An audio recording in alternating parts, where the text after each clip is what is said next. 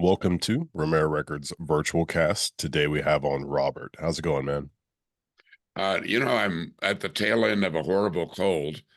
I figure that after 10 years of never being sick, that the world is getting back at me for my relatively good health. So that's been an interesting process. And of course, I'm like most men.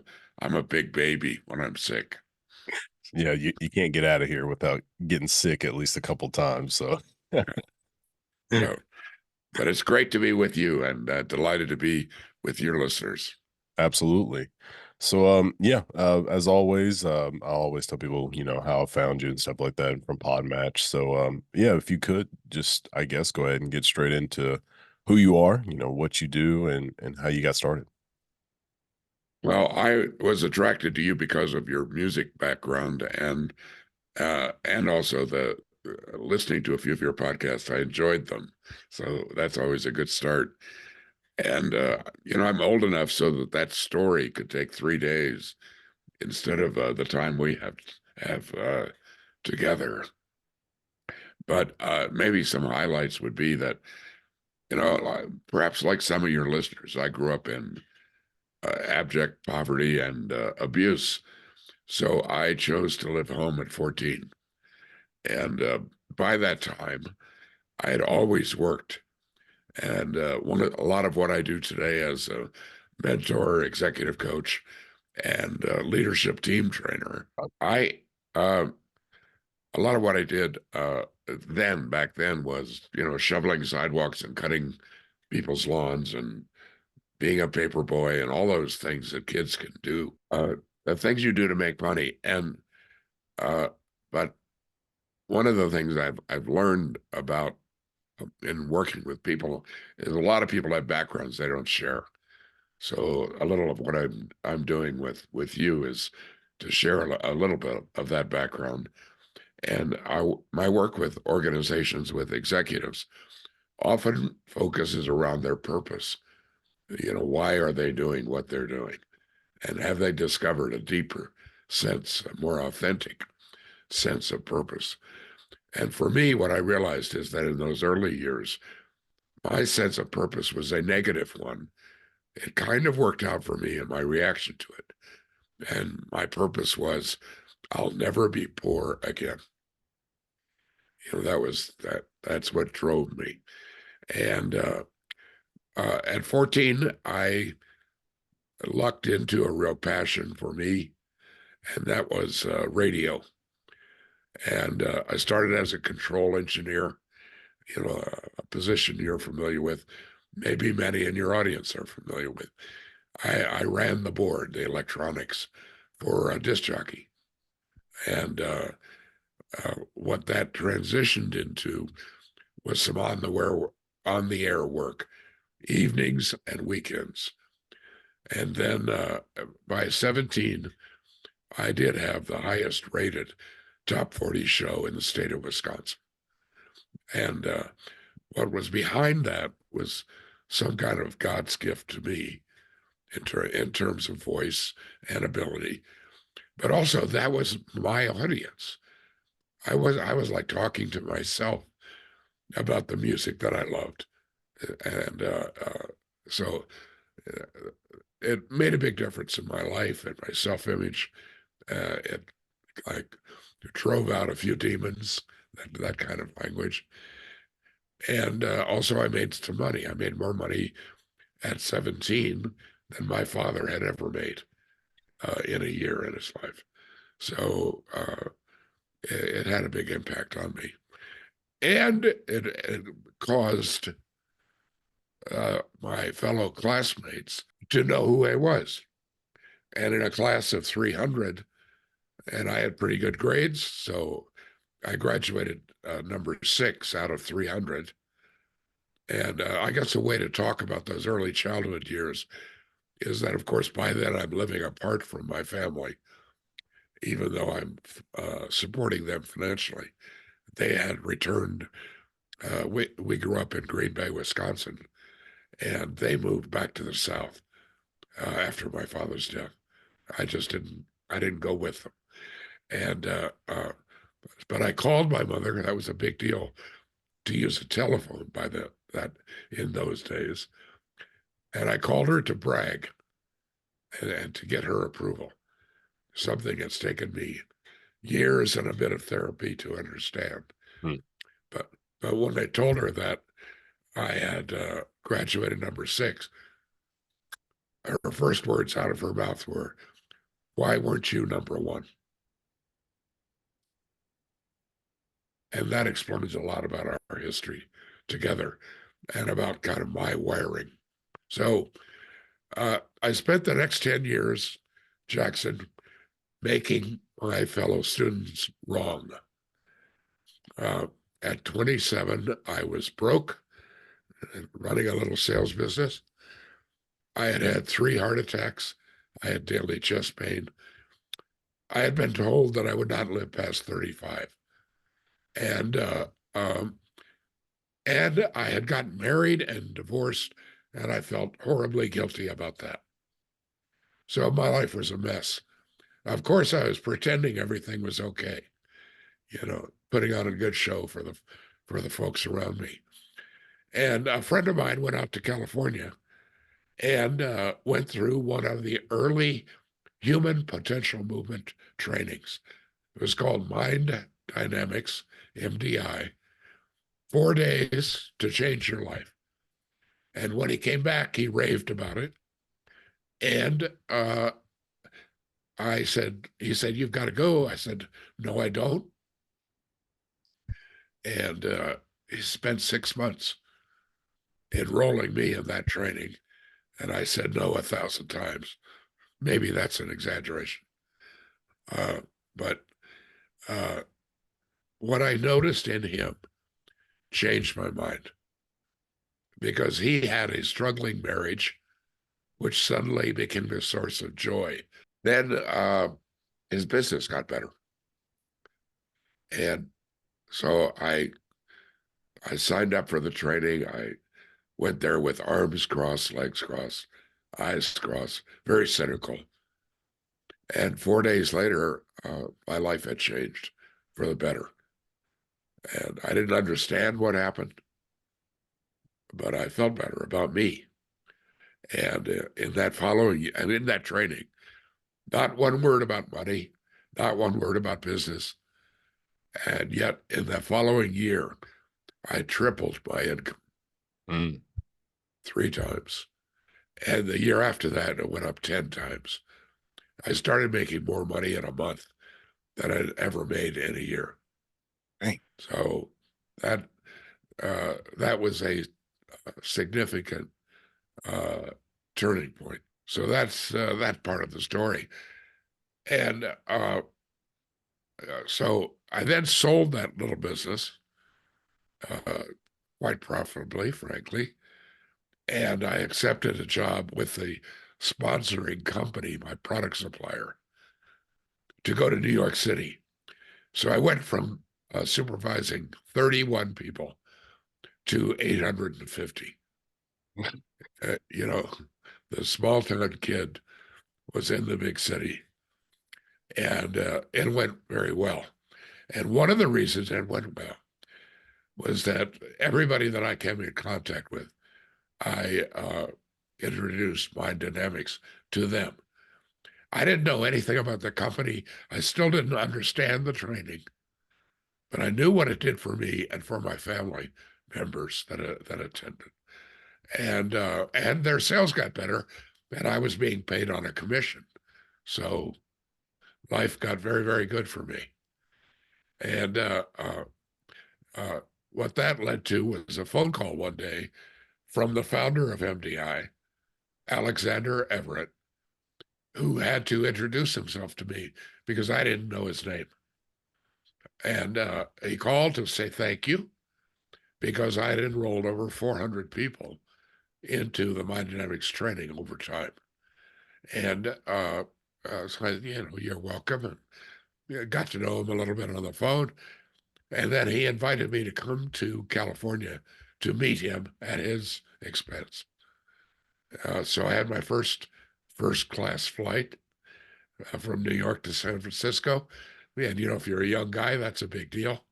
Uh, uh, and 10 days after that meeting, uh, I I quit my job in New York and went to work as president of Mind Dynamics.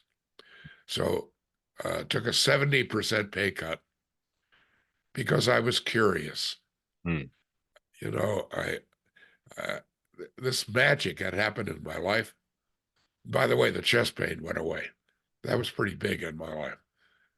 And so for 4 years, I worked for someone else, but for this very brilliant, gifted man who knew a lot about training, not very much about business. But he also knew a lot about life. And at that point in my life, that was really healthy.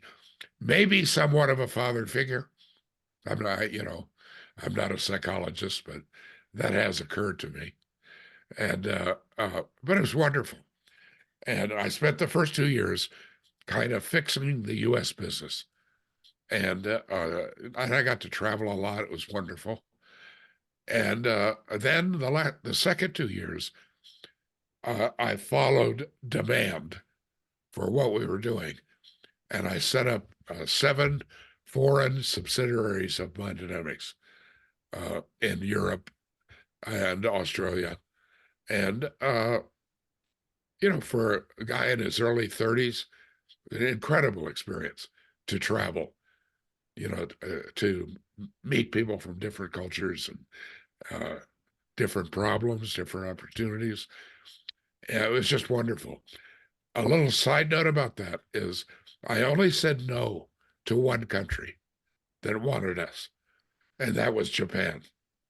I went there for a week, and even though the opportunity was big, the expenses for a training business were immense because space is at such a premium in Japan, and we had to rent large rooms. Uh, Also, the language was backwards. Mm. Before that, it was always Western languages, similar to English in a way, and uh, uh, and we were busy at the time, so I said no and went back to work. Uh, the ownership of my dynamics changed. It became not a good place for me, so I retired. I quit. Can't say retired when you're in your early 30s. I resigned, and I had put every penny that I had into uh, the, the my subsequent business. I guess I got out of order a little bit. When I left Mind Dynamics, over 50 people resigned within 1 week of me resigning. They Wow. had become, they had become my friends. They knew the environment was not the same anymore, and they quit. And the phone started. I don't know what I'm going to do. I think I should take some time off. I've been running around the world, and I had remarried and had a young child. I thought I should spend time at home, and a bunch of things happened, including the phone ringing off the hook. People that had resigned after I did saying, "What are we going to do next?" Which I learned later. That's their way of saying, "I had this great job working for you, so I want another great job working for you." Mm. Nice compliment. And what that led to was launching a company called LifeSpring. Now, LifeSpring went on to expand into 17 training centers around the United States, over 500,000 graduates of their programs. Really significant win. But I quit again after 6 months. I quit my own company and I sold it to the staff for nothing down and forever to pay. Mm. It's and the old joke. They took longer than forever to pay. And so now I'm broke. I've got a family. I've got a mortgage, and I don't have a job. uh, I knew in my heart I had made the right decision, but things looked a little bleak. Well, during all of that time after leaving Japan, they reached out at least every 30 days with a new offer to come. And with my dynamics, we were too busy. When I started LifeSpring, we were certainly too busy with a startup to jump across the Pacific. And but now I'm unemployed and I'm broke. So I get a phone call from them and they say, come and stay for only 90 days and set up a program and we'll pay you for 1 year. Well, I didn't have a better offer in my life. So I moved to Japan for 90 days. I ended up staying for 11 years the first time and built a company called ARC International, ARC.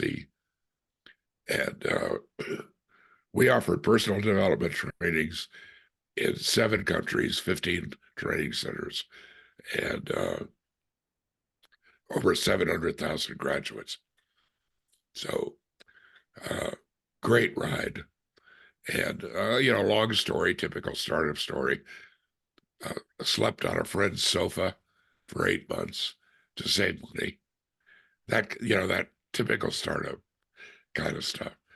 And some failures, some deep learning, and a lot of success. So that was a turning point in my life. Uh, and at 46, I quit again. Uh, and I moved to Aspen, Colorado. And so a piece of that, kind of in a world you're more familiar with. I once heard somebody summarize music, and all those years in radio, uh, I spent 8 years as a DJ, and uh, so I can't play anything, I can't sing, but I love music, and I love that part of radio. And this friend said to me that the 1950s belonged to Frank Sinatra, bigger than big. Mm. Still, maybe the finest pure male singer ever. Then the 1970s belonged to Elvis Presley. The 60s, I'm getting this wrong. The 50s were Frank Sinatra. The 60s were the Beatles. The 70s, uh, uh, oh no, Jackson, I'm going to get fired as a DJ. I just haven't thought about this for a long time. All right. The 50s, Frank Sinatra. The 60s were the Beatles. The 70s were Elvis Presley. Or excuse me, I'm wrong again. The 70s were John Denver. And that's when we launched LifeSpring. And the difference with LifeSpring was from Mind Dynamics. One of the differences was we introduced music into the trainings to access people's emotional bodies. Mm. And that's one thing we certainly know about music. It touches people in ways that are not really easily explainable. Mm. It goes to the heart instead of to the mind. And so we used music, and some of the music we used was this guy named John Denver. And he had 2 or 3 songs that were actually in our script. We played them at every training with hundreds of thousands of people. I would add now that I feel safe, we did it illegally because, we're not paying for rights and we're using it for commercial purposes. So that's like a definition of a crime, especially at that time. And uh, during that time, I wrote the essays for a photographic journal called One World, One People. Uh, Incredible pictures of people from all over the world done by a Japanese photographer. Yoshiaki Nagashima. And there were 7 short essays in the book, which I wrote. And they weren't very good. And nobody read them anyway. They just look at the beautiful pictures. That's my excuse. And but by that time, I had also gone to see John Denver live in Tokyo at the Budokan. It seats 17,000 people for a concert. And it sold out for 6 shows in 5 days. One of the weekend days, he had 2 shows. So I bought a ticket. And at that time, we were still broke. We were doing okay, but we were broke. So I bought a ticket up in the rafters. I remember thinking that John Denver and the band, they looked like peanuts down there. They were so far away. And this is before big screens, and all that stuff. But I was captivated because he did a 2.5-hour show. No dancing girls, no lighting, no special explosions, no lasers, just him standing on a microphone with a band behind him. I later learned that some of the members of his band were really famous musicians. Uh, uh, James Burton, as an example, and Hal Blaine, and people like that. So, but I was fascinated that show was so amazing. And the other thing was that most people in Japan at that time did not speak English. I mean, a very high percentage. And people sang along with his songs. It was amazing. I don't, not all of them certainly, but a lot of them. And, standing ovations and all these things are very unusual in Japan. So I had that experience. Plus, we're using his music for no payment. So when we published the book, I sent him a copy. And I didn't hear back from him. And I didn't, if you give a gift, you should not expect anything, right? So that was okay. But I was proud of the book and I thought he would enjoy it from what I knew of him. And later I found out that at that time in the 1970s, John Denver was receiving over 5,000 pieces of mail per week Mm. from fans. Uh, the difference he had made in their lives, or how much they loved him, or whatever. So the fact that he didn't respond was kind of explainable. Uh, the reason I moved there is I originally moved to a suburb of Denver, Colorado.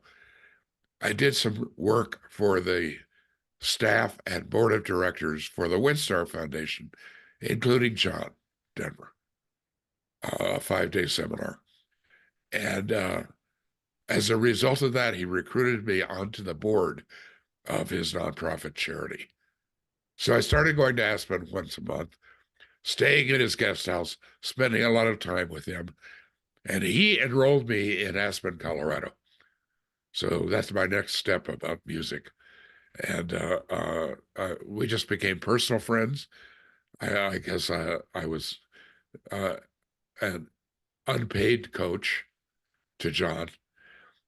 I figured by that time I would already owed him a lot of money, so I could work off some of that. And it was just a great experience. Met interesting people. One of the things I did was travel with him for 6 months. We created a program for them called Higher Ground, which was the work of the late Bucky Fuller, the guy that invented the geodesic dome, in effect, the first minivan. Was a brilliant philosopher and kind of king of alternative knowledge. So that I had learned a lot from, John had learned a lot from. And we used his work to create a 3.5-hour edutainment about creating a sustainable future. And so I traveled with John, uh, and one night he would do a concert. The next night we would do the Bucky Fuller event. And then we changed cities for 6 months. Incredible experience for me, and lots of learning, lots of late night conversations with John. Uh, and I was skiing 80 days a year. I remarried. I had two birth children and two adopted special needs kids. I was busy with that. I was on six nonprofit boards, and I was going back to Asia three times a year. The show my face kind of visits. And so I had an incredible 12 years in Aspen. Don't regret a thing about it. And I lost control of my business. And the woman that I loved more than life left me for a lawyer. It Oh, was a very, Jackson, it was a very bad year, mm, uh, but lots of learning, lots of growth.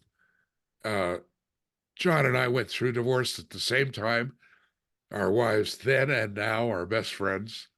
So it was an interesting thing to share with a buddy. And again, lots and lots of learning. So I went back to work.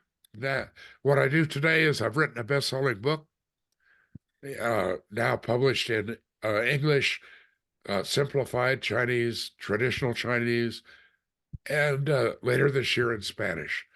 So that's been a trip. Got me out of my cave, got me out into the world a bit. And I've been working with senior executives and entrepreneurs around their purpose, their vision, their values, and how to run a more effective company. Uh, but along the way to also experience joy and satisfaction.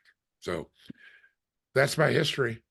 I'm having a lot of fun. I feel like I'm contributing, and I'm meeting some wonderful people, including you. well, thank you. That was an amazing story. Just listening to everything that you've been through and your ups, your downs, and your workarounds. I think it's been something that most people should take with them because I think we kind of get lost in what we're able to do. I heard this saying a while back is most people overestimate what they can do in one day, but they underestimate what they can do in like a year. So it's important for us to really grasp what we can do in a day, a year, in a lifetime. Because I think maybe in your generation, it was I think it was kind of pushed to finish high school or whatever, and then just, find a job and work that job till you retire and then, live your life. But I think, I'm 31 and I think my generation and younger, it's, I think we're starting to realize like, oh, you can do a bunch of different stuff. Like you can live many lifetimes. And by many lifetimes, I think about you saying you were in Japan for 11 years and then you did this job for this amount of time and you did this job for this many years. Like those are different lifetimes because you had different things happening in your life in those different time periods. And I think it's very important as a society that we understand that you can do that. Like you can live multiple lives. And to me, that's what making the most out of your time on this earth really means. It means doing all the things that you want to do because, if you believe in reincarnation, then yeah, then you will come back and be a different person or whatever. But in my opinion, and what I believe is you get what you got right now. So might as well make the most of it. So do all those things. Like if you're on a whim of starting some random company, do it. And if it works, cool. If it doesn't, well, now you know, and you've got the rest of your life to make more mistakes. And that's how I like to think about it. Is I'm not thinking about all the things I can like really do, quote unquote. I think about like how many tries do I have? Like each day is a new try. Like how many tries can I get out of my life? And so that's what I've learned from just listening to your stories is you tried. Like you tried a lot of stuff and you seem happy that you did those things. And if you didn't, if you weren't successful, then you learned. And that's something that everybody should take away from what you told. Uh, Later, Jackson, I'm going to offer your listeners a free little goodie and a way to stay in touch with me. But the heart of that gift is something that I've named the 8 principles. And the story behind that is in our early days in Japan, but we were starting to reach thousands of people. And I noticed something. We had a money back guarantee. If you went to the beginning level of our program and did not get the value that you expected, we gave you the money back. And it was a number that we tracked because it was like taking your temperature, to know the health of our business and how we were selling it. So that number is 1.4% over time. Ooh. And if you took, so on one level, we wanted it to be zero, but on the other level, that's pretty good.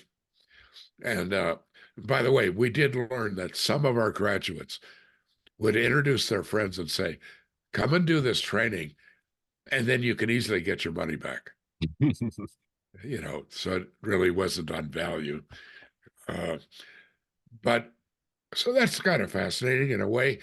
But the other interesting thing was, that means that 98.6% of our graduates were getting value. But what we started noticing was that within that, there was some percentage, pretty big one, of people that grabbed the gold ring, that took that experience and expanded on it in their personal life, their business life, their community life. They did amazing things. We had a guy who was an F1 racer. He drove those hot open wheel cars at insane speeds, right? And he was the only Japanese on the big tour. But he never won. He never placed. He was never in the top three. And of course, at that time, Honda was sponsoring him. So they're spending a lot of money on him not winning. And somehow he got recruited into our training. And I didn't meet him. I didn't even know about him. I'm not Japanese. I don't follow F1. I certainly don't follow a guy that's never won, and suddenly my staff comes to me and says, "You're not going to believe this." That kind of an opening. This guy won an F1 event with Honda's first win. They've gone on to win a lot of times since then. They beat Ferrari and they beat Ford and they beat a lot of people. Uh, and so I got to meet him. And when I heard his story, it was like hearing my story all those years before coming in my dynamics. Because what he did was he said to me, I got myself out of the way of winning. Mm. And which is what happened for me. That's why I was broke. That's why I was divorced. That's why I was sick, is that I was in the way. That good health is natural. Good marriages is a natural thing. It's something that God provided for us, but then we can screw it up. And certainly my business was designed to be a win. I was the one in the way. And the racer, was the guy in the way. And when he got out of the way, he had a great car. He started winning with it, and he won a big one. Uh, so that kind of experience, it was so wonderful. And I got curious about these people that were using our training in such a powerful way. Right? Almost everybody's getting value, but some people getting a lot of value. Mm. So we studied them. We interviewed over 1,000 people, originally on paper and then focus groups, face to face. And what we learned is the people that got the most value came into our training already living certain principles, and they applied those principles to our training. And thus they got more value than other people. Mm. They were used to getting the maximum value out of life. So out of that came these 8 principles. Every one of them is so simple, and everybody knows what they are. Yet, and I knew what they were long before I went to the training, but I wasn't practicing a lot of them. So things like being absolutely clear about what you want in life or in business or in marriage or whatever, uh, being honest, rigorously honest, uh, fully expressing yourself instead of hiding what you think and feel, participating 100%, instead of being in the bleachers watching the game, be down on the field playing the game. It's much different. Mm. And the big one, of course, is commitment. If you're 100% committed to anything, uh, you're going to win. So we started introducing every training we did, thousands of trainings all over the world, by briefing people on those 8 principles and asking them to choose one of them to work on during the training. And then out of that came a 28-page document that I have rewritten about 20 times, or maybe more. Uh, and so that's one of the things we'll offer your guests, and it'll be free and it's shareable. A lot of people have used it for themselves or for their families or for brown bag lunches with their team, uh, like for a book club, that kind of thing. But the idea is that those principles have been around for thousands of years. And Lao Tzu taught them, Confucius taught them, Jesus Christ taught them, and Napoleon Hill and Think and Grow Rich taught them. They're not new, but they are principles to live by and succeed by. And I've learned that my word for this year, I've chosen a word every year for the last many years. Uh, my word for this year is resilience. I think that ability that you talk about to come back, to get off the floor when you've been knocked down, is increasingly valuable in today's chaotic times. And I'm going to say difficult and challenging times. And yet there's more opportunity right now than anybody's ever had in history. Uh, with all the problems and with all the, what is this? The expression for newspapers was, if it bleeds, if there's blood on the floor, then it leads. If it bleeds, it leads. And so we're surrounded by a lot of really negative news. And yet, look at the success around us in business, in music, in drama, and people making a difference in other people's lives. I mean, the good news is everywhere. It's just not publicized. And you can be part of that. That's my message for this year, for myself and for others, is resilience. We have a God-given ability to get off that floor, to learn something from whatever happened and get on with life.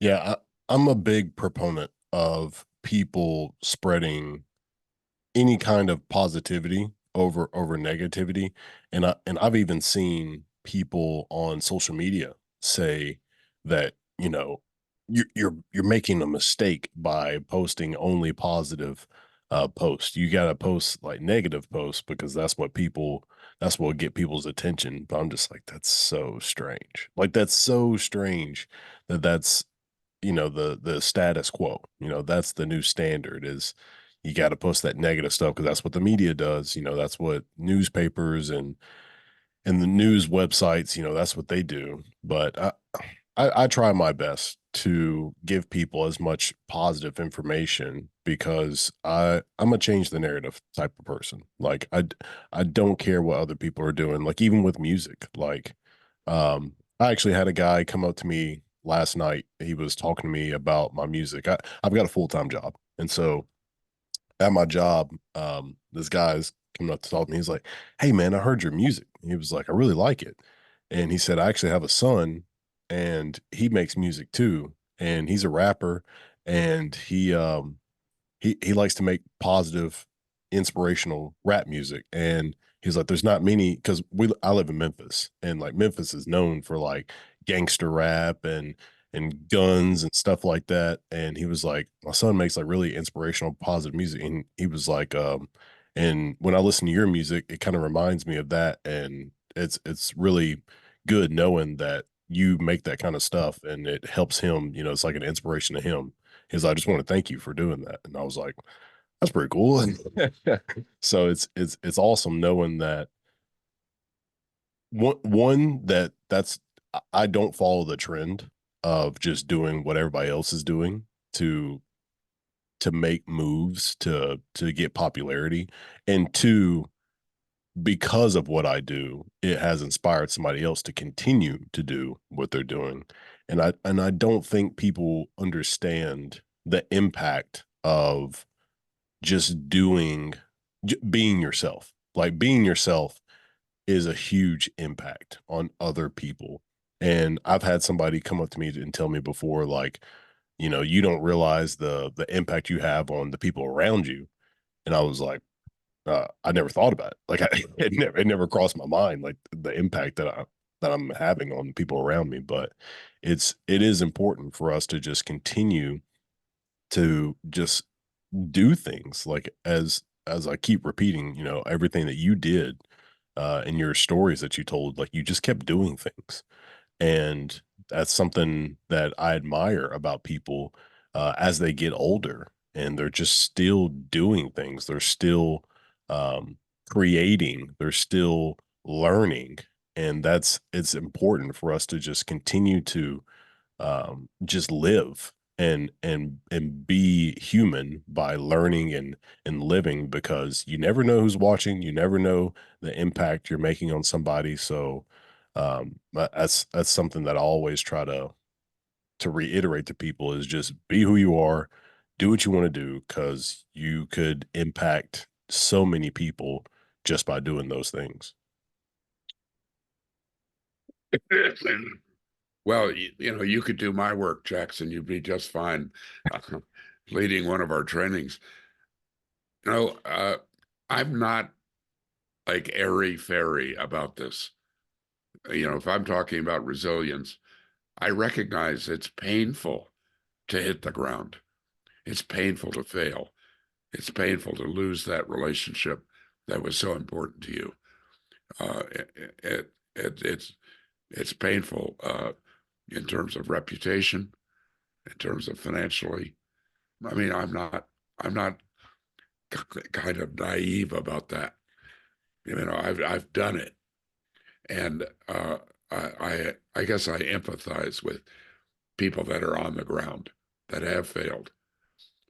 At the same time, when I think about resilience, I realize there are certain qualities you have to develop to get off the ground. And I'll tell a personal story. We're getting near the end of our time together, and it's one that's been very important to me personally in the last 10 years. Uh, I published this book that, that's done well, Living an Extraordinary Life. And I would also emphasize the subtitle, which is Unlocking Your Potential for Success. That's old for me. But what was new was joy and fulfillment. What I realized is I was living in a 14,500 square foot home that I built on 76 acres just outside of Aspen. I'm flying around on my own Hawker 400. I had my own jet.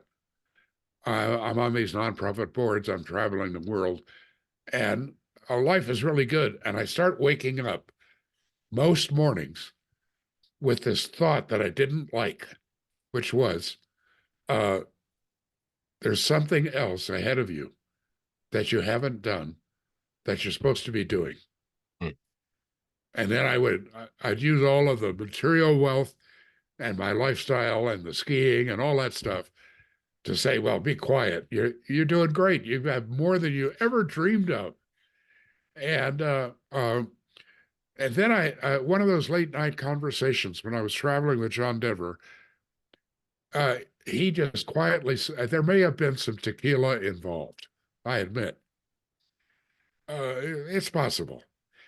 And he got really silent, and I challenged him about the silence. He said, well, I was thinking about you. And I said, what do you mean? And he said, well, I was thinking, you think you're a pretty big deal, but I don't think you've done near what you're going to be able to do in the future. In a different way, he said what I was thinking every morning. Mm. You know, when a dear friend looks you in the eyes and nails you with the truth, that's an interesting experience. Mm. So around that time, I published this book, wrote it and published it. And Jackson, I was so nervous. You know, what are people, because I had been so private. I always worked behind the scenes. I put my trainers, my consultants out front, which they liked. And what I liked was running the company and having it succeed. So I like contributing in that way. Nothing pleased me more than to go in the back of our training rooms silently. I made a rule: you cannot introduce me. Because that detracts from the purpose of the training.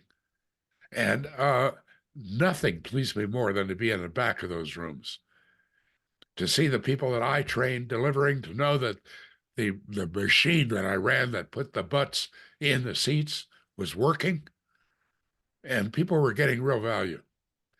And when I wrote the book, I suddenly realized I would have to be a public person, or there's going to be a warehouse full of books. And so it's an interesting experience. And when the book was released, I sent copies to friends and contacts, and the way you do with that kind of promotion. And uh, and they raved about the book, and they bought books. They bought books for their families and for their companies. So I'm not nervous. I'm feeling really good. But I'm starting to notice that a lot of them said to me that uh, I love your book, but I was disappointed in one thing. So of course I would say, what? And they would say, because the book is not about you. Living an extraordinary life, I expected it to be about you, your life, and living abroad for 23 years and building these companies and all these graduates and all that stuff. And I said, I would answer, no, the book is about our graduates and how they interacted with the material in our trainings. So the book is full of first person stories about people like you and like me, like everyone, and their struggles to make life work for them. And also the intersection with our ideas. Uh, what I didn't say then, but I've been talking about it recently because the awareness started then. There's one chapter about me. It doesn't say that in the book, but it is about me. And the chapter is called uh, You Are Not Enough, Hmm. which we identify as the single most limiting belief in the world. You are not enough. You don't have enough education. You don't have the right background. You don't have enough money. You don't have enough talent. You don't have enough creativity. You're not handsome enough. You're not beautiful enough. You are not enough. And that's the history of my personal life. My mother worked hard. She was widowed 3 times. She always got off the floor. She always made sure we were fed. Maybe it wasn't fancy food. We were always clothed. I went to school in the first grade wearing, and you're maybe too young to know about this, Jackson. I wore shirts made out of feed sack cloth. Mm. You used to buy your flour and your sugar in cloth bags. Mm. And then the companies started putting patterns on the bags to, as a marketing ploy. and people quickly caught on and started making shirts and pants out of that cloth. But that was a sign you were poor. And I remember being teased my first year in school about my feed sack clothing. So that was all part of me thinking I was not enough. And also my mother was relentlessly critical and negative and violent. So I got a lot from her too. The person I wanted the approval of criticized me incessantly. And so I was living a life of you are not enough. So I had all of the outward success, but I didn't experience joy and satisfaction, except in short moments. So John Denver and I made a promise to each other before he died. He would come off the road and be exhausted, and we would go down to a little town called Glenwood Springs, west of Aspen, and it's famous for its hot springs. And there's a award-winning hotel. There's a huge series of hot spring pools, and next to it are the vapor caves. So you go in these caves, natural caves, but they had carved out benches for you to sit on. And of course, the air was hot and steamy, and you sit there for an hour or so and bake, and then come out, take a shower, and maybe have lunch, and then go back and bake for a while, take another shower, get a massage. So you could spend a whole day there. And we did that many times and talked. And one of those times, we were going through what another friend had called it the divorces from hell. And being in the newspaper every week and that kind of stuff, uh, it was hard. And so one day we decided that God would not have given us these problems unless there was something we needed to learn individually. And so out of that, one of the things came out of it was that I'm enough. I needed to learn I was enough. I needed to stop being in reaction to life and really embrace the gift that I represented, the unique abilities I represented. And so that's where that chapter came from that wreck of a divorce, and all that I learned from it as a result, that I could experience joy and satisfaction if I would get my past out of the way, Mm. to truly let go of it. So that's a lot of what I'm in working with owners and executives, managers today. That's a lot of my message, that you are a gift. John, by the way, wrote a song called "The Gift You Are," which I recommend to you highly. Uh, it's I've had a lot of great things happen in my life, but having John Denver write a song for you and perform it for you as the first audience, that was a pretty big hit in my life. Uh, uh, but I really, that was a message you got from one of our trainings. The gift you are. That we're approaching 8 billion people on the planet. One of my graduates, and I become a good friend, named Arjun Sen, really brilliant business guy. He says we are all one of one. That there are 8 billion people, there are 8 billion fingerprints. We're unique. Well, why are we here? Mm. What is it that's special about us? And are we contributing that gift? Look, like you, I've got another commitment coming up, so we need to wrap up. Well, it's been great talking to you. If you could go ahead and give everybody like websites, or you can bring the book back in. Give us all the info we need to get digest all of your stuff. Jackson, it's a pleasure to have been with you for this hour. I feel like I have a new friend in Memphis, and that's also one of my favorite songs by the way, "Walking in Memphis." What a brilliant song that is, and many levels. But look, the book's available on Amazon and Barnes and Noble and all that kind of stuff. If you go to my website, therobertwhite.com, you can get a signed copy. That's the only difference. And I recommend it. A free offering is that essay that I mentioned earlier, the 28-page PDF. Something for you personally, but also that you can share with anybody. It's totally open document. And along with that, you'll get a subscription to my weekly e-zine. It's called an Extraordinary Minute. It's ideas from someone else, brief ones, just a quote usually, or a line from a song, and then a few words from me, all designed to be read in 1 minute or less. I've been doing it once a week for 15 years. Thousands of people are enrolled. A lot of people find value in it, and it's also free, of course. So, and anytime you hit reply to that email, I read it. I read every one of those replies, and I respond to most of them. So that's a way for us to stay in touch, and I would encourage you to do that.